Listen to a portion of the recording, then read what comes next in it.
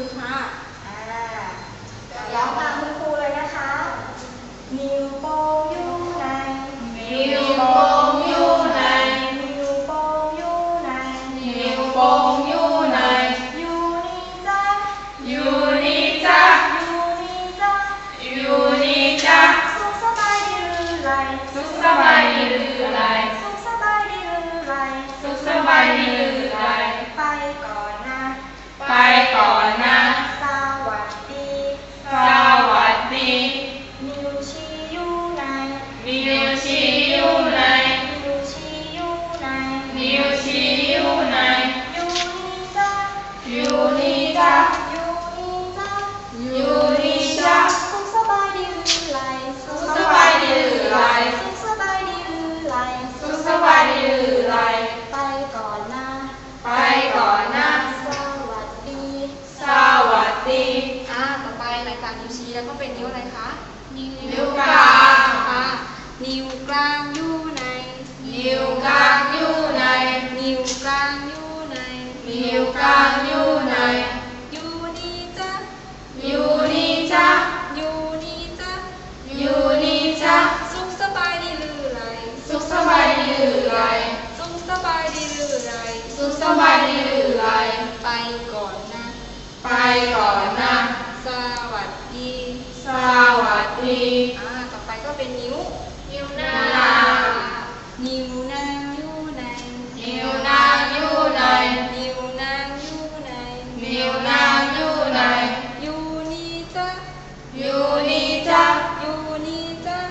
อยู่นี่จ้ะ สุขสบายดีหรือไร สุขสบายดีหรือไร สุขสบายดีหรือไร สุขสบายดีหรือไร ไปก่อนนะ ไปก่อนนะ สวัสดี สวัสดี ต่อไปก็เป็นนิ้ว ก้อย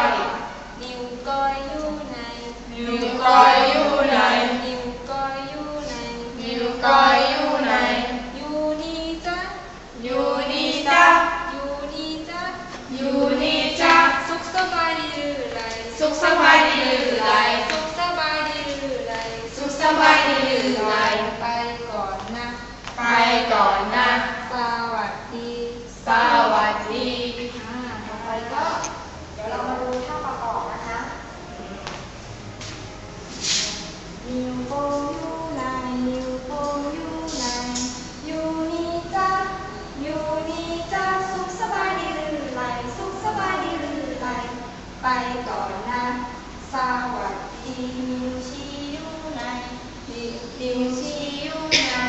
อยู่นี่จ้ะอยู่นี่จ้ะสุขสบายดีหรือไรสุขสบายดีหรือไรไปก่อนนะสวัสดีนิ้วกลางนะคะนิ้วกลางอยู่ไหนนิ้วกลางอยู่ไหนอยู่นี่จ้ะอยู่นี่จ้ะสุขสบายดีหรือไรสุขสบายดีหรือไรไปก่อนนะสวัสดีนิ้วนางค่ะนิ้วนางอยู่ไหนนิ้วนางอยู่ไหนอยู่นี่จ้ะอยู่นี่จ้ะสุขสบายดีหรือไรสุขสบายดีหรือไรไปก่อนนะสวัสดีต่อไปเป็นนิ้วก้อยค่ะนิ้วก้อยอยู่ไหนนิ้วก้อยอยู่ไหนอยู่นี่จ้ะอยู่นี่จ้ะสุขสบายดีหรือไรสุขสบายดีหรือไรไปก่อนนะสวัสดีเด็กๆอยากเต้นกันหรือยังคะ อยากแล้วค่ะ เด็กๆยืนขึ้นค่ะต่อไปเราก็จะมีคำนองใช่ค่ะเช่น